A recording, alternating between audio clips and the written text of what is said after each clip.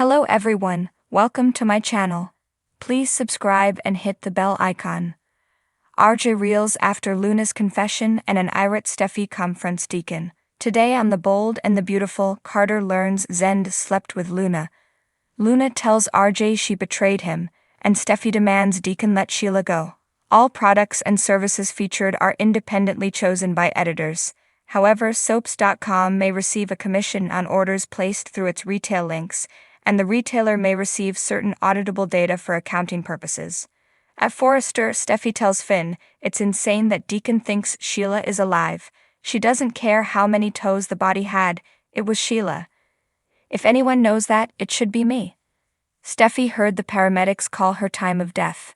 Finn recaps that Deacon thinks he saw 10 toes. Steffi says it's impossible. He's either lying or it's wishful thinking. It was definitely Sheila. Steffi can't believe Deacon is doing this. Finn reminds her the whole nightmare can be over. Steffi says it's seared into her brain. Deacon needs to get a grip. She's going to confront him. Once he can get it through his thick skull that Sheila's dead, he'll be better off.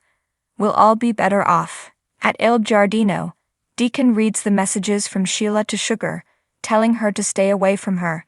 He pours himself a stiff drink and continues to study his laptop. Maybe Finn's right. Maybe I'm losing it. He flashes to the scene in the crematorium. Piggy's in a blanket underneath the sheet. Sheila had 9 toes, but I saw 10 on those feet. He decides, yeah, you're definitely losing it, and takes another drink. Deacon muses, why Sheila? Why did you go to Steffi's that night, and who the hell is Sugar? In the Forrester design office, Carter demands to know what exactly Zend and Luna did the night of Eric's wedding. Zend confesses, Luna and I slept together. Zend explains that something happened to Luna tonight that explains why she was in his bed. Neither of them expected it to happen. He has feelings for her but never would have acted on them if he had known how much Luna loves RJ. Carter is confused. If she didn't want this and he didn't want this, how did they end up sleeping together? Zend explains Poppy's special mints getting mixed up with Luna's regular mints. Every time Luna thought she was taking a regular mint, Carter interjects, she was drugging herself, and that's why she thought she made love to RJ. Zend knows how crazy it sounds. Carter asks if he's sure it happened that way. Zend balks, you think I'm lying to you? Carter doesn't. He knows the kind of man he is. Zend is upset about what happened, what Luna's been through, and what RJ's going to go through when he finds out what went down. At the beach house, Luna explains to RJ how she took Poppy's special mints without knowing the night of Eric's wedding. RJ asks her to tell him what happened to her that night. Please.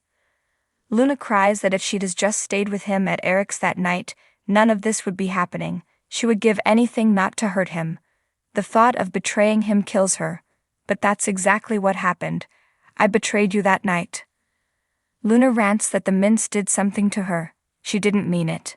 RJ asks her to calm down, she's not making any sense. Luna says when she left the party she was so tired and so thirsty, she happened to see water in one of the guest houses, so she went inside to drink it. I must have laid down in the bed because I was so exhausted. RJ asks if that's all she remembers. Luna says the next thing she remembers is RJ coming into the room, and her saying she'd been waiting for him. In the design office, Zenda tells Carter that he can't say anything about this to anyone. Carter won't, but RJ deserves to know. Zenda says Luna is telling him the whole story right now. This has been tearing her apart. I just hope that RJ can understand. Carter hates that this happened. Zend does too. Luna is a sweet person who never would have cheated if not for her mother's mints. Carter can only imagine the guilt Poppy is feeling. Zenda thinks it was irresponsible and reckless. Carter asks what about him? Zenda never would have done what he did had he known.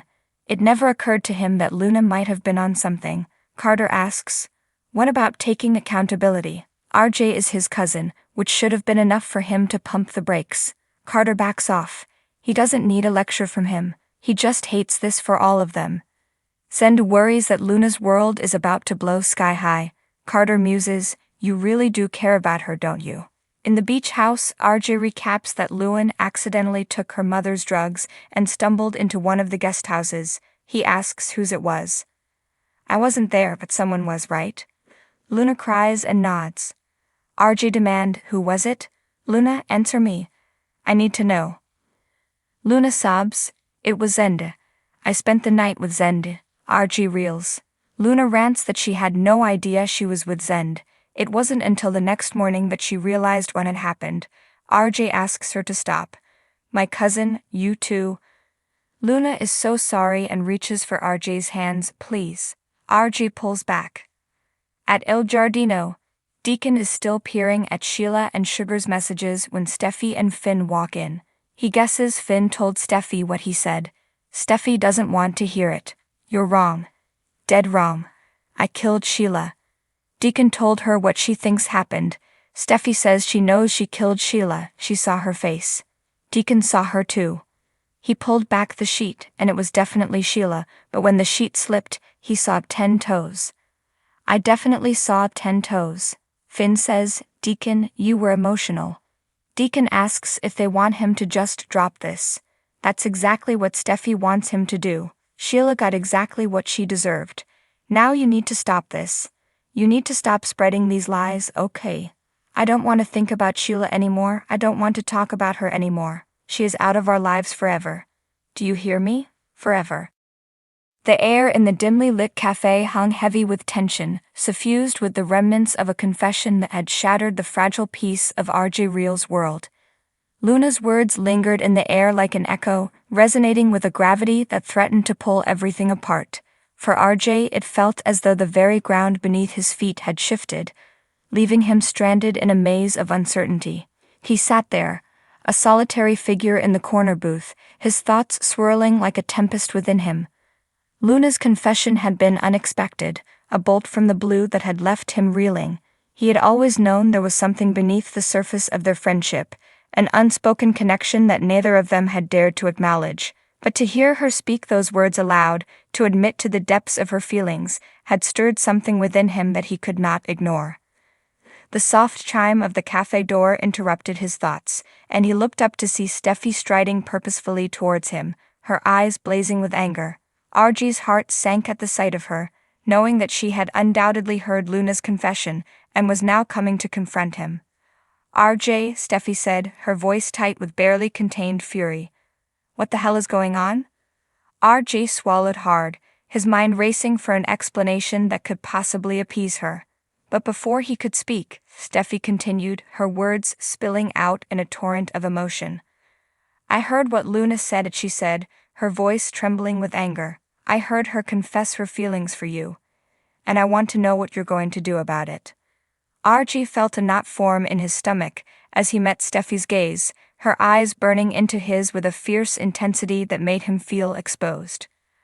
I don't know, he admitted, his voice barely above a whisper. I didn't expect her to say that. Steffi's expression softened slightly at his words, her anger giving way to a mixture of pity and frustration.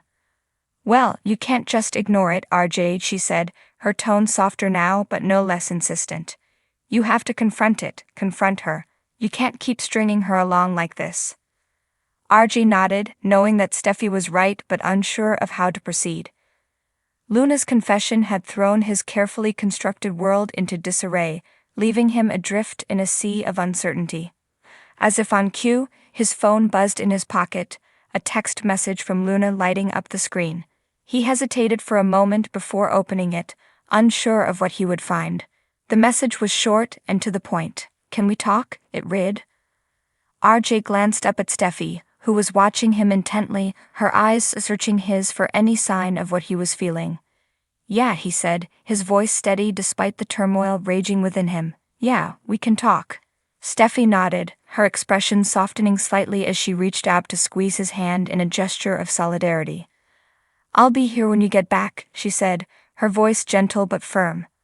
With a final glance in her direction, RJ rose from the table and made his way out of the cafe, his heart pounding in his chest as he headed towards the park where he and Luna had often gone to escape the pressures of their lives. When he arrived, he found Luna sitting on a bench overlooking the pond, her face illuminated by the soft glow of the moon overhead. She looked up as he approached, her eyes red-rimmed and puffy from crying. Hey, she said, her voice barely above a whisper. Hey, Arjun replied, his own voice sounding hollow in his ears. They sat in silence for a moment, the weight of their unspoken words hanging heavy between them. I'm sorry, Luna said finally, her voice breaking with emotion. I didn't mean to put you in this position, I had to tell you how I feel. Arjun nodded, his throat tight with emotion. I know, he said, his voice barely a whisper. And I'm sorry too. I should have been honest with you from the beginning. Luna reached out to take his hand, her touch sending a jolt of electricity through him. What are we going to do? She asked, her voice trembling with uncertainty. Arjun took a deep breath, steeling himself for what he knew he had to do. I don't know, he admitted, his voice barely above a whisper. But whatever happens, we'll get through it together. Luna nodded, a small smile playing at the corners of her lips. Thank you, she said, her voice filled with gratitude. Arjun returned her smile, feeling a sense of relief wash over him despite the uncertainty of their future.